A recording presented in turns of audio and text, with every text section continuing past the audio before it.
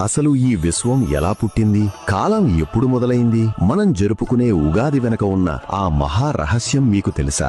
చాలా మందికి ఉగాది అంటే కేవలం పచ్చడి, పంచాంగం మాత్రమే తెలుసు. కానీ దీని వెనుక ఒక మహా ప్రళయం, ఒక మహా యుద్ధం, ఒక కొత్త సృష్టి దాగి ఉన్నాయి. కోట్లాది ఏళ్ల క్రితం ఈ భూమి లేదు, ఆకాశం లేదు, అసలు సమయం అనేదే లేదు, అంతా శూన్యం. అప్పుడు బ్రహ్మదేవుడు మేలుకొన్నాడు. ఆయన సృష్టిని ప్రారంభించాలని సంకల్పించిన ఆ మొదటి క్షణమే ఈ యుగాది. చైత్రశుద్ధ పాడ్యమి రోజునే బ్రహ్మదేవుడు సూర్యచంద్రులను, గ్రహాలను, నక్షత్రాలను సృష్టించి కాలచక్రాన్ని తిప్పాడు. అందుకే ఇది కేవలం పండుగ కాదు, ఈ విశ్వానికి పుట్టినరోజు. కానీ సృష్టి మొదలవ్వాల్సిన ఆ తరుణంలో ఒక ఘోరం జరిగింది. సోమకాసురుడు అనే రాక్షసుడు బ్రహ్మదేవుడి వద్ద ఉన్న వేదాలను దొంగిలించి అగాధమైన సముద్ర గర్భంలో దాక్కున్నాడు. వేదాలు లేవు, సృష్టి కాలం స్తంభించిపోయింది. అప్పుడు రంగంలోకి దిగాడు ఆ శ్రీ మహావిష్ణువు. తన మొదటి అవతారం మత్స్యావతారం ఎత్తి సముద్ర కెరటాలను చీల్చుకుంటూ వెళ్లి ఆ రాక్షసుడిని సంహరించి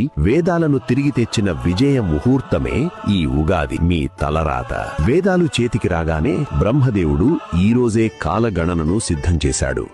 మనిషి ఆయుష్ను, గ్రహగతులను నిర్ణయించాడు. అందుకే ఉగాది నాడు మనం పంచాంగం వింటాం. అది కేవలం జాతకం కాదు, రాబోయే ఏడాది ప్రకృతి మనపై చూపబోయే ప్రభావానికి ఒక ముందస్తు హెచ్చరిక, పాఠం. మరి ఈ రోజు చేదు, తీపి కలిపిన పచ్చడి ఎందుకు తింటాం? ఇది కేవలం రుచి కోసం కాదు. జీవితంలో కష్టం వచ్చినా, సుఖం వచ్చినా రెండింటినీ సమానంగా స్వీకరించాలని ప్రకృతి మనకిచ్చే గొప్ప సందేశం. ఆ పచ్చడిలోని 6 రుచులు మనిషి అనుభవించబోయే 6 భావోద్వేగాలకు సంకేతం. ఉగాది అంటే క్యాలెండర్ మారడం కాదు, మీ జీవితంలో ఒక కొత్త అధ్యాయం మొదలవడం. బ్రహ్మదేవుడు సృష్టిని ప్రారంభించిన ఈ పవిత్ర ఘడియలో మీరు ఏ కొత్త లక్ష్యాన్ని మొదలుపెట్టబోతున్నారు? పండుగకి ఇంకా సమయం ఉన్నప్పటికీ మీలో ముందే ఆ ఉత్సాహాన్ని నింపడానికి మీకు, మీ కుటుంబ సభ్యులకు ముందుగా ఉగాది శుభాకాంక్షలు. రాబోయే కాలం మీ అందరికీ విజయాలను అందించాలని కోరుకుంటున్నాను.